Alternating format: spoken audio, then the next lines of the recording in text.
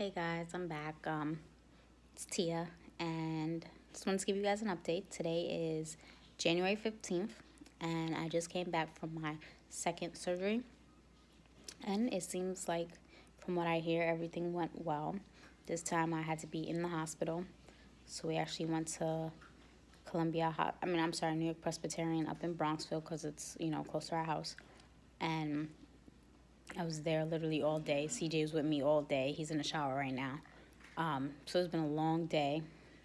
I was basically scheduled for 11:15. We arrived a little early at I want to say like 11. I went into inpatient registration. Then I got upstairs at like 11:15. As soon as I got in, they started the IV. This is my first time having an IV in my hand, and that thing was painful. I wasn't expecting it to be so painful, but it hurt. It was like just a constant pinch the whole day basically.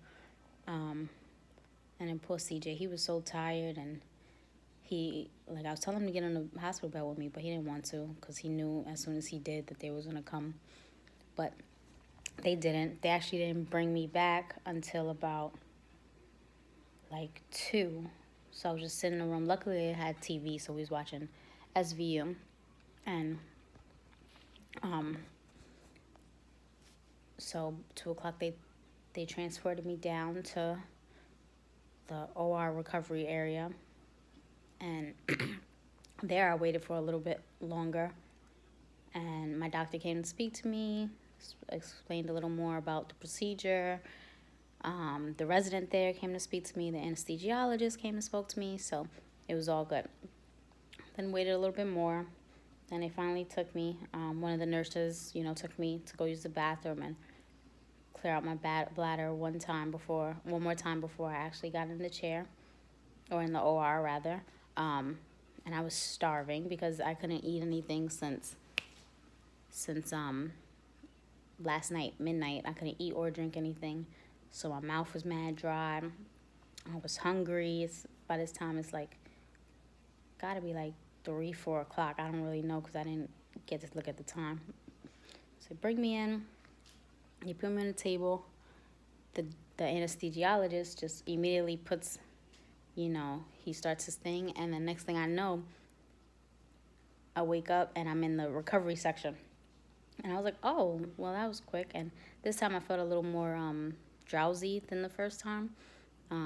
Like it took me a minute to like fully open my eyes. Like I was trying really hard, but I got them open and I was fine. And by that time they said I had been in recovery for 30 minutes. So, which means I only had to stay in that recovery for an extra 30 minutes.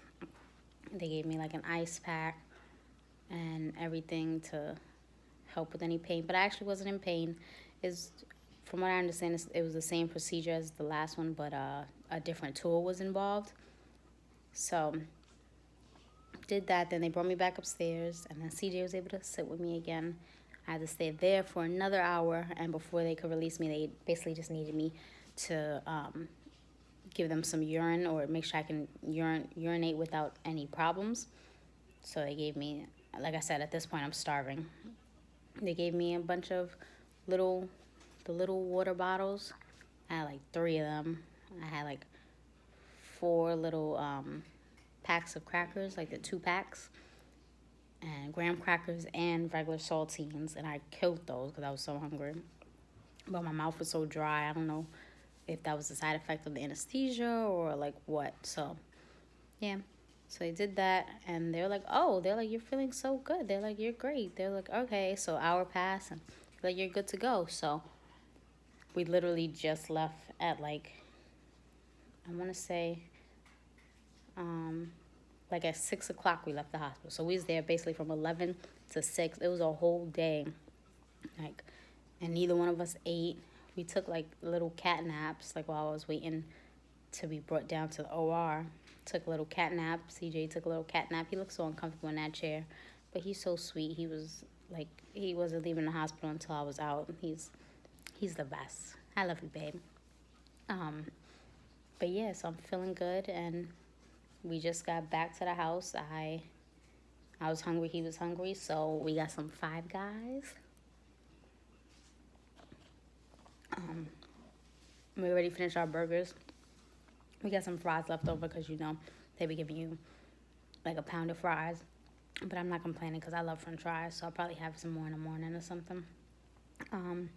He's in the shower right now. I'll probably get in the shower later, but just wanted to let you guys know. Oh, yeah, and apparently the doctor called CJ because obviously I was knocked out. And from what I understand, she was able to remove the fibroid. Actually, there were two. When we went to meet with her on Friday, she mentioned that based on the different notes from my original ultrasound, it seemed like they found a fibroid that was, I think they said 4 centimeters big, but it looked to her like it was in the muscular area of the uterus, so that wasn't a problem. But then when I went to get the first procedure, the other doctor found a fibroid which said it was 1 centimeter. So based on what she was reading, it seemed like I had 2 different ones. But she told CJ that it was successful and that she was able to remove it. I don't know if she removed both or just one, so I have a follow-up with her in about 2 weeks just to make sure that, you know, I'm healing fine and the fibroid or fibroids are indeed gone. I know the small one that she mentioned, she said definitely had to come out because it was in the cavity. And like I said before, a fibroid in the cavity is not healthy for me to have a pregnancy. So they definitely want to get that one out. But she said if it's in the muscle area, then that would be fine as long as it's not protruding out. But so that's good news. And in 2 weeks, we'll be going back to the doctor to get a checkup and hopefully progress so we can grow our family. So stay tuned. Let's see. Let's hope. Let's pray that all of this will work and we can start our family by the end of the year. I'm praying that we get to start our family because now that it's over with, I'm like so excited. So keep us in your prayer. Thank you guys.